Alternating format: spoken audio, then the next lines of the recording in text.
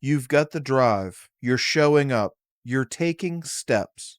You're doing the best to move the needle. But deep down, it still feels like money is this mysterious force that keeps slipping through your fingers. You get traction, but it's short lived. You make progress, but it's inconsistent. And the frustrating part, you know you were meant for more. Imagine this: you're not scrambling to survive, you're not constantly in reaction mode. You're building with strategy, moving with confidence, and watching things multiply, not stall. Because what if the answer wasn't just hustle or hustle harder, but a proven framework that's been working for thousands of years? What if the most reliable wealth blueprint wasn't trending on social media, but was already written down in the most time tested book on the planet? Not religious fluff, real strategy, timeless truth, and proven principles.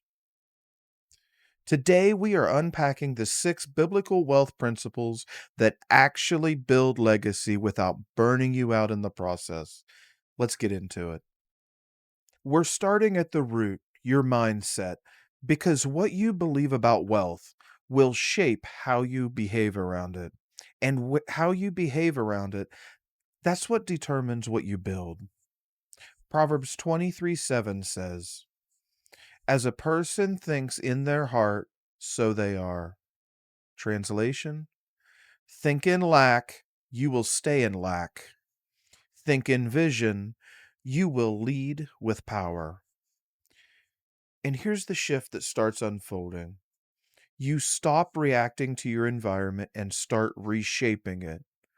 You trade confusion with clarity. You see possibilities where others see problems. Warren Buffett once said, "The most important investment you can make is in yourself." And to build on that, Danny Takash says, "Your most powerful asset isn't money, it's mindset. Upgrade that, and everything else starts catching up." That is what I call a prosperous perspective, and it's not hype. It's the lens that helps you lead strategy instead of stress. Let's take it deeper. Faith isn't just belief, it's bold expectation. It's trust in advance.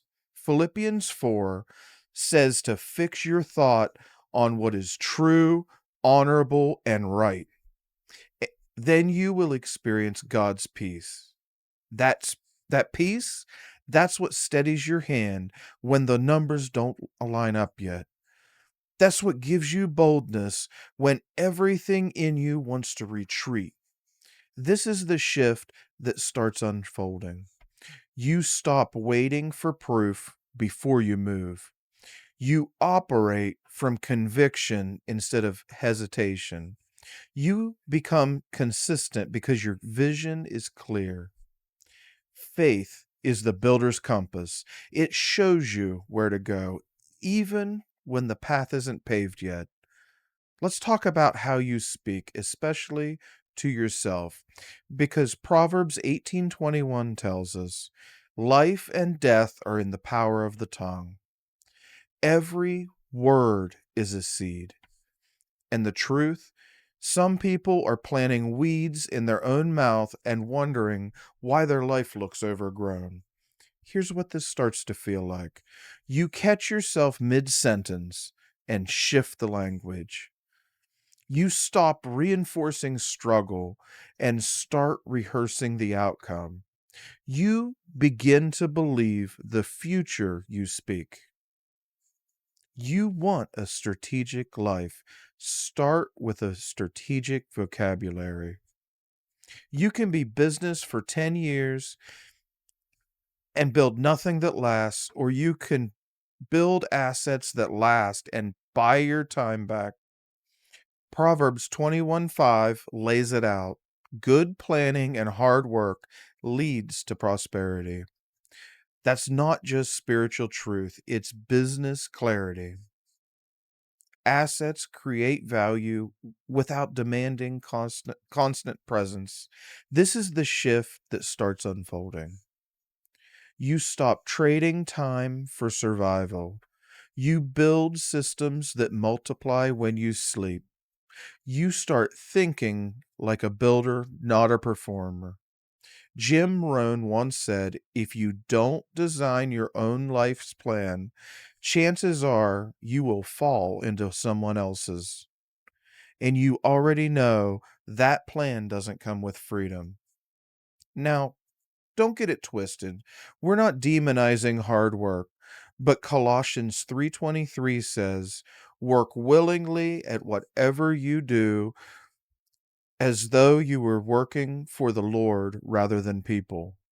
It's not about effort, it's about intention. This is the shift that starts unfolding. You stop bouncing between tasks and start moving with direction. Your actions start stacking instead of scattering, and over time, the intentional energy compounds into momentum. You don't need more hours, you need more purpose per hour. This right here, one of the most slept on wealth strategies in existence. Proverbs 11:25. Those who refresh others will themselves be refreshed. You want abundance? Solve real problems for real people. That's the formula.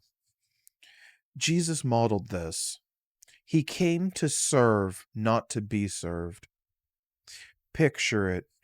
You've got clients texting you thank yous. You have team members showing up with ownership. You have revenue flowing, not because you pushed harder, but because you served better. This is the shift that starts unfolding. You stop obsessing over the sale and start focusing on the solution. Your reputation builds, referrals increase, and you start earning more because you're actually worth more.